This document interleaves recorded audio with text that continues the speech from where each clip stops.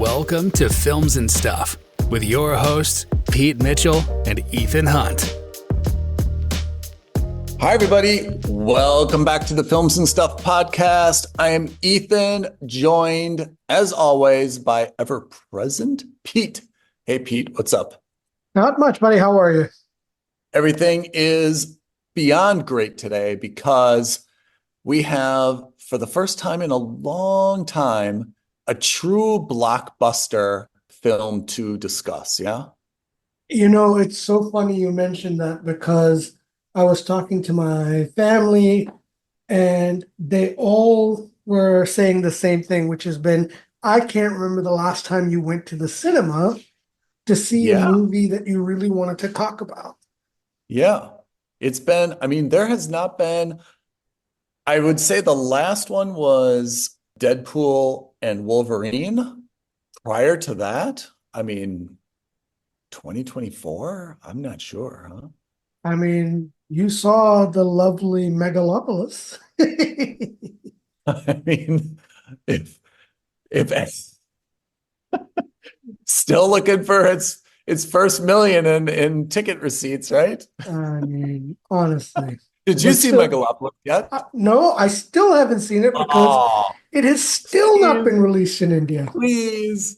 I want you to see it so badly so that I can bask in what is your complete and utter bafflement about what's going on with that movie. Yeah, I hear you. But that's not why we're here. We're here for the second installment of Gladiator, Gladiator 2, directed once again by Ridley Scott. Yeah. But apart from Connie Nielsen, the love interest of the original Maximus, I think cast is new, right? Well, Derek Jacobi reprises his role as one of the senators from the movie as well. Oh, yeah. Yeah. And then in terms of actors, I don't think anyone else is there. But in terms of, spiritual successors, you had obviously, we all saw it coming. Her son in the story is back. Yeah. So here we go. Let's dive in then. Plot first. We saw the original Gladiator, right? Directed by Ridley Scott. This is a 2000, really an epic drama, right? I think at the time it was widely praised for the CGI where they had, all the different people like in the arena, or in the Coliseum, I should say. It was truly epic, right? They're talking about like the 360 views, and it was, really something that you needed to see on a big screen. And the original Gladiator, I think it's fair to say, I am not aware of anyone who walked out of that theater who said, I want my money back, right? That was a fulfilling movie, whether it's one of your all-time favorite movies or you consider it a classic or not, maybe is up for debate. But I don't think anyone walked out of that cinema saying that was lousy. That was another Megalopolis. I want my money back. Everyone stayed to the end of that. And I think it had a very satisfactory ending, right? And I think we can do spoiler alert since it's end of 2024. And that's, definitely crossed the statute of limitations for spoilers. But, Maximus dies at the end. But I think we feel like that story wrapped up very neatly, which you cannot say for all stories. And that's why we were a little bit, I wouldn't say puzzled or confounded, but we didn't know what the natural sequel was for Gladiator 2. Becomes very apparent, maybe not at the outset, but near the outset, that the main character in this, right, Lucius, Paul Mescal, is the son of the original Gladiator, Maximus, right? Yeah. In that sense, if we're just talking, and then we won't go into maybe too many other spoiler alerts, but in terms of the high level plot, okay, I think that wasn't a bridge too far to cross. I thought that was fine as a plot contrivance.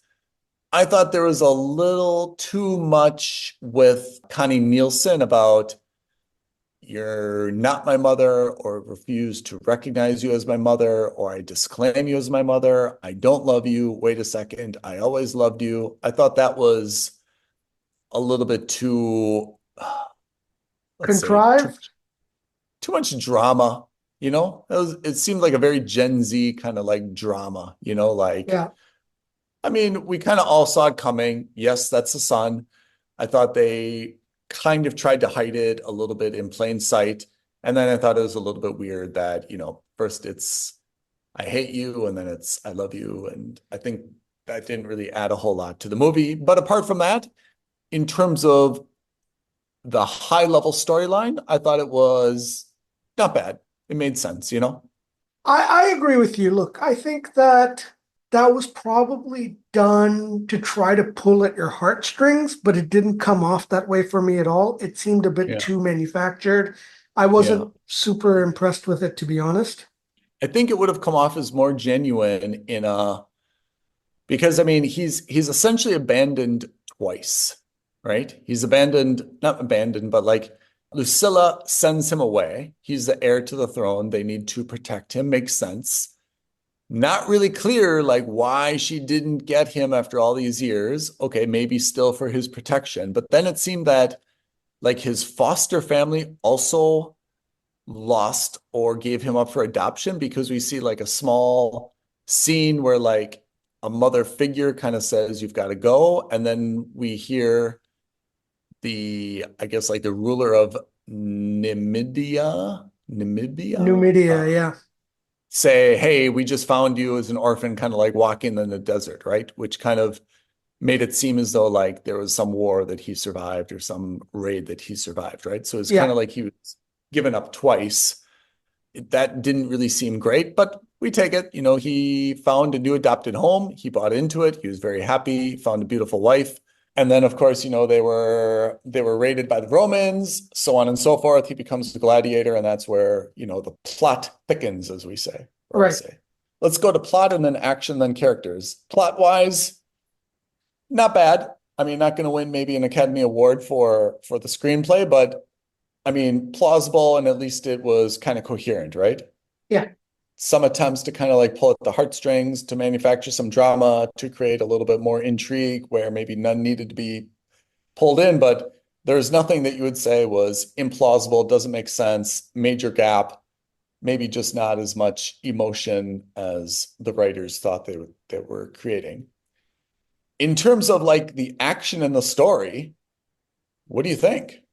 I gotta say, I really liked it. Yeah, I really liked it. I thought like the first movie, the action sequences were very good. And yeah, look, I think we've all been spoiled by the Marvel Cinematic Universe, I think by the DC Universe, by John Wick, and yeah, so forth. I think generally speaking, we've been spoiled for good action. yeah. But I gotta say, I was very impressed with the Uh, fight sequences. I was yeah. impressed with what seemed like pretty epic battles, even though when I say epic, I don't mean epic in terms of large scale, but I think in epic in terms of, you're talking about something in the Colosseum, you're talking about animals, you're talking about, that sequence in the Colosseum, for example, with the reenactment of the sea. Fantastic. I thought that was really good, and I thought that was Yeah. brilliantly done. I didn't know about the sharks needing to be brought in, but I definitely like the idea that they flooded the Colosseum. Yeah. And I like the idea of, the ships kind of attacking each other and smashing into each other. I Yeah, thought I that was, mean, probably not plausible that they could achieve ramming speed from like 3 meters yeah, away. yeah, Fair enough. But still, in yeah, terms of action sequence, yeah, pretty cool to see that, yeah. right? Like, I I mean, agree. Not only that, but having seen now two Gladiator movies, there are limited number of like Colosseum fight scenes that you can yeah, really, like at some point, okay, there's the wild animal, there's the big, what's that guy's name in Game of Thrones, right? There's that big guy, who's in the mask, the mountain. and you've got then maybe some chariots and some other like, Yeah, bludgeoning tools. But yeah, I mean, I thought adding the water was a good breath of fresh air that we could say, oh, well, that's new. I yeah, think if there would have been another like, all right, five against one, swords and axes and cleavers and stuff, we would have been like, well, ho hum. We've kind of already seen two of those in this movie. We've seen three in the prior movie. It's a little trite. That was a really good way to shake it up a bit. Yeah, I mean, I liked that, it was impressive when you saw the first Yeah, fight sequence with the guy on the yeah, rhinoceros, right? yeah, And like the rhinoceros is fully armored. That yeah, felt like something out of a Marvel movie, right? Like that felt like yeah, it could have been a Spider-Man villain for yeah, all we cared about. yeah. I was hoping we wouldn't see too much of that because you're right. How Mm, much of the Lion King do we really want to see in a Coliseum?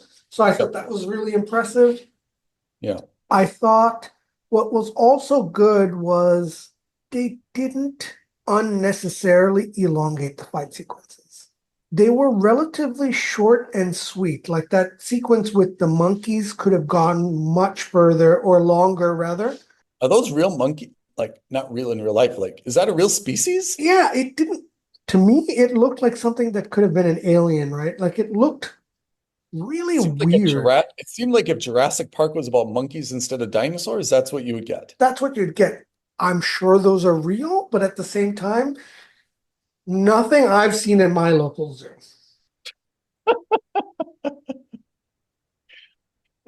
Nor have I.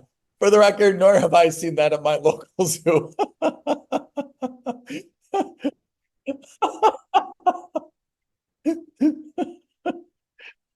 Yeah, look, I let's take a step back. What did you think of, okay, so we've talked about the plot. Some of it seemed a bit contrived, some of it seemed a bit Yeah, like woe is me, like, but yeah, what do you think of the actors? Because so Connie Nielsen didn't have a very strong role in the first movie because obviously it was not so much about her, right. whereas in this case she takes a little bit more of a front-facing Yeah. view. What did you think of Denzel Washington or Pedro Pascal? Or Paul Mescal for that matter? So Paul Mescal, to be honest, and this is going to sound like a backhanded compliment, and maybe it is, but I thought he was a very good person in that role. I mean, I'm sure that there was someone out there who said, hey, let's get Chris Evans or let's get one of the Hemsworth brothers. Like let's remember Brad Pitt was in the movie Troy, right? Where there he was kind of like a sex symbol, right? I mean, he Yeah, was like buffed and long blonde hair and so forth.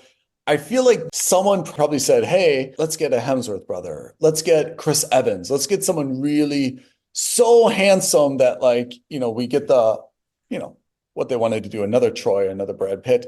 And someone said, look, that's not realistic. That's actually not what these guys looked like. And again, I don't mean this as a knock against Paul Mescal, though it probably sounds like it, but like he's not like beautiful, Like he may be handsome and rugged in his own way, but like no one kind of looks at him as like, oh my God, like his teeth, his skin, his hair, like he's just so pretty, Like you he say looks like he that, could actually be a gladiator, but right? also there were moments where he really did look like a young Russell Crowe. Yeah, And true. I think that was very important. But Connie Nielsen as Lucilla makes that point. She's like, you stand Yeah, like him. yeah, And he kind of does have that yeah, stature that yeah, Russell Crowe had in the first movie. yeah. So it makes sense that they would want someone who at least has Yes. a passing resemblance. Yes, I agree. So I thought that was good. I thought he was excellently cast. I thought everyone else who was a Roman was well cast. I'm I like Denzel in the first two-thirds until he turned Yeah, into the bad guy. I thought he was going to be honest, the good guy. I didn't see that villain turn at all because I thought, first of all, he kind of plays off this guy who knows who he has, right? Like he knows Yeah, he's got Hanno, but then he's like, yeah, I know that's Lucius. yeah, Okay, but how do you know that? Like you allude to it a lot, but you don't yeah, really show us at all. Like there's no light bulb moment. Like you don't have to explain to us how you know that, but you should at least allude to us that you know that. He makes one comment about, oh, how blue is your blood? yeah, But then it kind of they don't really allude to that. So that was a bit odd, right? Yeah. Two, they make a big deal about saying that, I'm going to hide my past, right? About this guy's past, and that he used to be Marcus Aurelius's slave. But so what? And again, I don't mean to say that that's a good thing or a bad thing. That's not my judgment. My point was that he was just a nobody who wanted to break the system, Yeah. fine, but he wasn't really breaking the system at all. He was just making it work for him. It did that villain turn wasn't as compelling to me as it could have been, nor was it satisfying. Had he figured out, oh, I've got Lucius, I'm going to use this to my advantage, which is what he does, but I want to break the system and really make the dream come true. That's one way to go. And in this case, he was like, I want to Yeah. make sure the dream is a fiction. Okay, Yeah. fine. But that wasn't compellingly done, I thought. I thought it was a very weak villain turn. We were aligned. I think that either he should have been like a Littlefinger, Game of Thrones, like schemer the entire time, Yeah. saw it coming, or he should have been the guy like, I'm doing it the right way. And then maybe like he got screwed by the twin emperors. And then he's like, look, I've been honest. I've been doing this right. Now I'm out for blood. Yeah. Like they screwed me. They promised me if my guy won, they'd give me this purse or I'd get this promotion or something. Or I I'd did my become a senator. fine. Now I'm going to be a bad guy. I see that I can't do this honestly. I've been trying my whole life. That would have been a better turn. But Yeah. I kind of thought he was a good guy for most of the movie, and I liked him in that role. And then he just got like kind of weird about the whole thing, Yeah. I wasn't really happy with I that. thought that was not a compelling way to go. And then Yeah. speaking of like the prima facie bad guys, right? The twins. Yeah. They were I get why they made Denzel the main bad guy because as bad guys, they were just the most milquetoast generic bad guys. The twins were just like these Dumb and Dumber style. Like one of them is a competent twin, the other is like this kid who's got clearly some kind of mental deficiency, right? And an Because STD. something, right? And I know there is some kind of STD or venereal disease that does affect your mind as well, and that's clearly what he's got, right? Because they even said it, right? Like the disease that infects his loins has also infected his mind. So I mean, what a classic line. You just don't hear lines like that enough yeah, anymore. I don't know. I just thought that they were generic bad guys. I think they could have done something more interesting with them. I kind of like the idea. I mean, we've seen so many one-off bad guy emperors, just these. We've either seen like the bloodthirsty emperor, we've seen the lazy, just in it for, like physical pleasures kind of emperor. I like the idea that they had the twins or brothers or whatever it was. I just felt like no one told them, like, had a production meeting and said, hey, can you guys like coordinate your act? Like just coordinate your act, decide what you're going to be, but just do it kind of like together, and I felt like it would have been a little bit better if they would have found actually identical twins or had like do the art thing with like Army Hammer where he plays his double and just do like Yeah. something where they're almost indistinguishable and give them like something to kind of play off on each other, like I thought that would have been great if they would have been like more identical because here you kind of got it that one was the superior one was the inferior, but it didn't really come across who was the boss, was either the boss.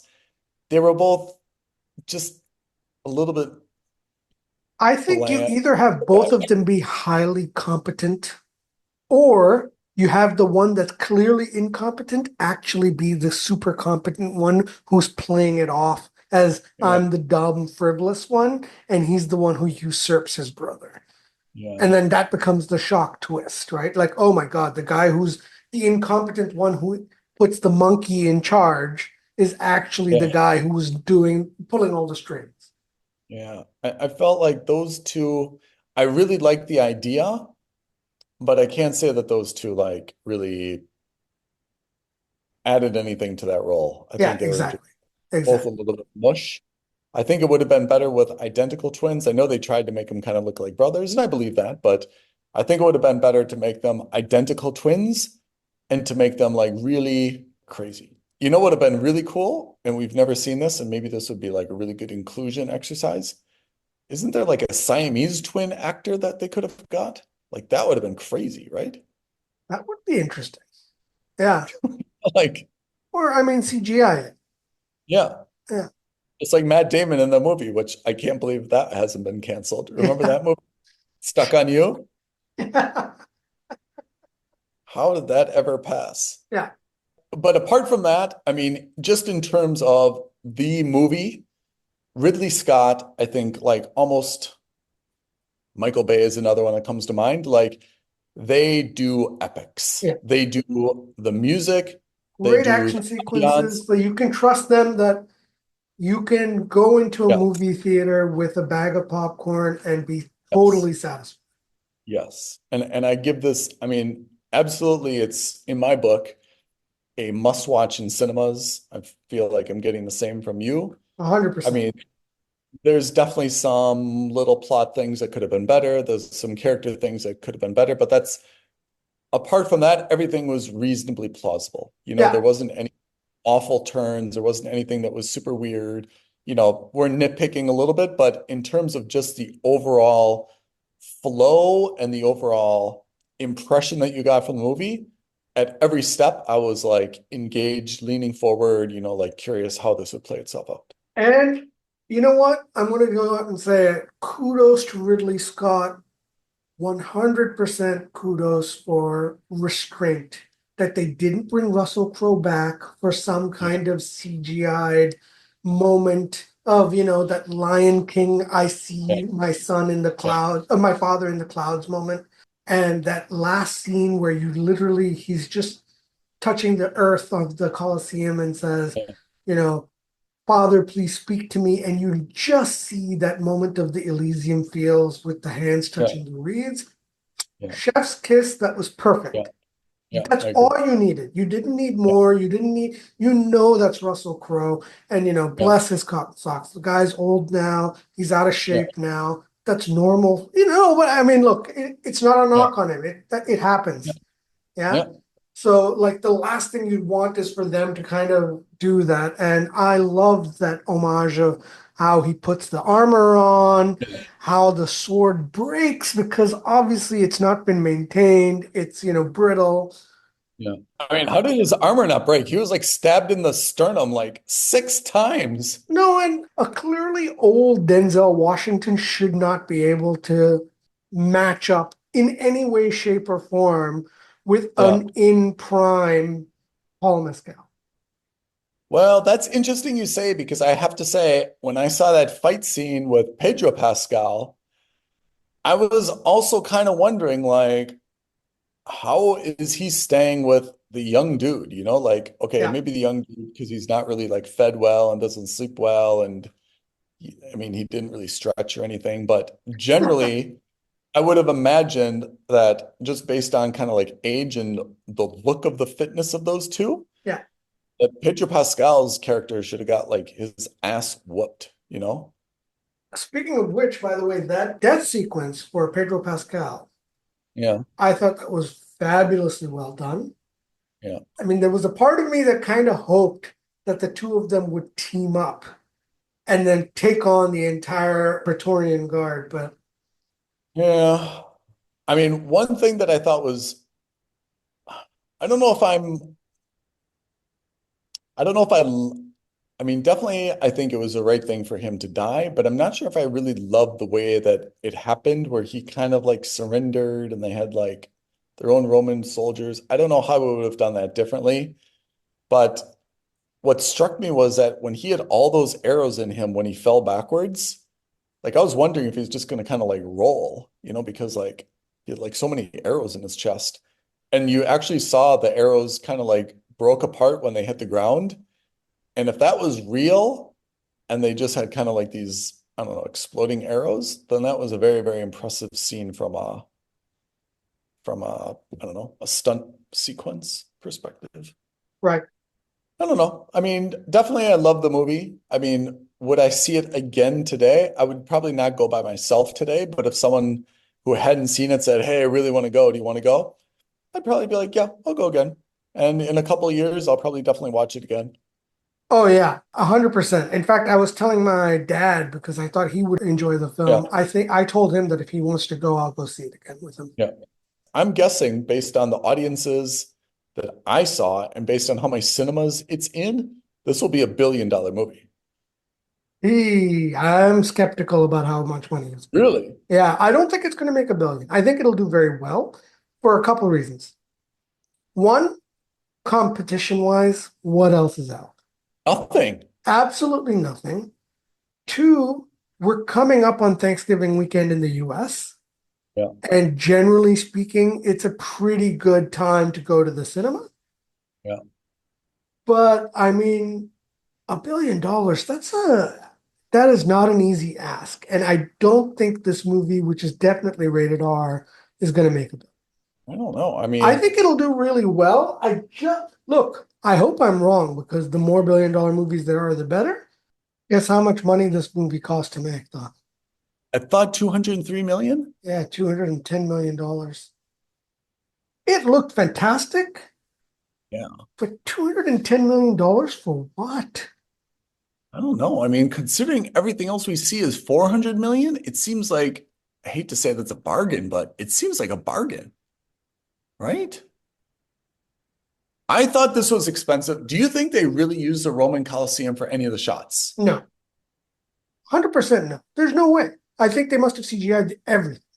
There were some scenes that seemed like they did, I don't know. I Yeah. bet you they did a few practical sets, but I would be hard pressed to believe they filmed anything in the actual Colosseum. All right. Because I was there I say recently, 5 years ago, and I mean that place looks every bit as old as it is. It looks, it looks, it looks realistic for its period. Yeah. Do we have anything else to say, or can I shift the topic quickly? Must watch in cinema. That's it. 100%. Sticking on the theme of fighting an octogenarian vis-a-vis Denzel Washington, vis-a-vis Pedro Pascal, Netflix also showed a 27-year-old gladiator fighting an elderly senior citizen Oh. in Paul versus a very kind of sad Mike Tyson. Yeah. I think there was a bit of wish fulfillment just because Jake Paul is such an unlikable jackass. Yeah. But I mean, no one expected this to be a good match, and it clearly wasn't. Yeah. It was just a waste of time. It seemed like a very good idea at the time. But then when you kind of saw it, I mean, Tyson looked a little bit sad. Like he's wearing a knee brace. He didn't look bad. I mean, to be honest, for a 58-year-old guy, he looked pretty bloody good. And Yeah. I mean, I challenge anyone else who's 58 years old to put on a better show than he did. But I mean, definitely it seemed like a deflating experience, you know? Yeah, absolutely. On YouTube, you can watch each of their entrances. You can watch like the highlights. And it seemed like Tyson came out, like it seemed like the first 1 minute, everyone was kind of like, whoa, this could be something, you know, lot of, you know, action here. And then by the end of the first round and every subsequent round, it was kind of like, that was it, you know, like he blew it in the first round. I mean, and that was kind of it, you know. I don't know, not much else to say. I mean, a little bit of a disappointing experience. And I think from a Jake Paul perspective, I think he's got reasonable credibility that he's taking boxing seriously. And he's got, you know, I mean, he's definitely showing up in shape and seems to be training hard. But I think if he's really serious, he needs to fight someone who's a somewhat ranked boxer and see if where it's going to go from here. That's You know, like that's it. That's it. As again, as much as I hate the guy, you're absolutely right. You can't tell me you're a serious boxer and then not fight serious boxers. Yeah. I mean, now he's got to find someone who's the right age, who's a little bit ranked. I mean, it doesn't have to be a title bout, but it's got to be someone who's kind of like a top 10 or 15. I don't know what it matters, but like Whatever it someone who, is, it needs to be someone. It needs to be someone the boxing world recognizes as a legitimate fighter. well, he fought Tyson Fury's brother, right? And he lost to his Tyson Fury's brother. That's his only notable, like real boxer that he's fought. Like he's Okay. fought guys and some retired guys, but the only real boxer he's fought was Tyson Fury's brother. Okay. And he um so yeah, I mean it was a big event. I think for Netflix, I think they're probably happy with it. Like I would expect Netflix would do it again. I mean, maybe they didn't really like the outcome, but in terms of the eyeballs that they got, I think it worked out well for Netflix, right? Absolutely. No, and in terms of content, I mean, they've been doing this, they did the pre-fight matchup, they did all the, they had other shows and other features that they kind of did on the lead up. So for them, it was a good content generating thing. And then, of course, that's exactly what Netflix wants. So good for them. Yeah. If Netflix is really going to get into boxing, I would like them to do something a little bit more granular. Maybe not a tutorial, but kind of something that dumbs it down for even for someone like me and talk a little bit about, okay, what's the difference in the belts and who owns every belt? And kind of like, I would like them to do a little bit, if they're really going to be serious in this and they really want to get people to follow the sport, I think at some point they need to kind of explain some of these things, Actually, you know what I see them doing? It's a reality TV show focused on like amateur boxing, and like the winner of the show gets like an agent and a chance to be coached by someone of note and Yep. representation, that kind of thing. That's something I can see them doing. Not a bad idea. Yeah. Okay. Anyway, just wanted to see if you caught it. I don't think it needs much more than that, but it was definitely a big event. I think it is going to be forgotten as soon as now it's over. I think it's going to be, if it's not already forgotten, I think it soon will be, but I would expect that there's going to be more that we hear from Netflix in the space. Absolutely. Pete, before we sign off, do you want to give YouTube Cred's social media jazz? Absolutely. Tweet at us at FNS Podcast. DM us on Instagram at Films and Stuff Podcast. Otherwise, the best thing you can do, leave a comment below, like this video, hit the subscribe button, and hit that notification bell. Pete, appreciate you. Thank you for watching Gladiator with me. Opening weekend, we reviewed it. Our work here is done. Listeners, if you have not already seen Gladiator 2, run, don't walk to your cinema. I think you'll have to find a ticket that's available. Seems like they're selling out quickly. Let us know what you think, and we will catch you on the next episode of the Films and Stuff podcast. Thanks, everyone. Thanks, Ethan. Thanks, everyone. Bye now. Thank you for listening to another episode of Films and Stuff. If you haven't already, please subscribe and review on Apple Podcasts, Spotify, or wherever podcasts are downloaded. Films and Stuff.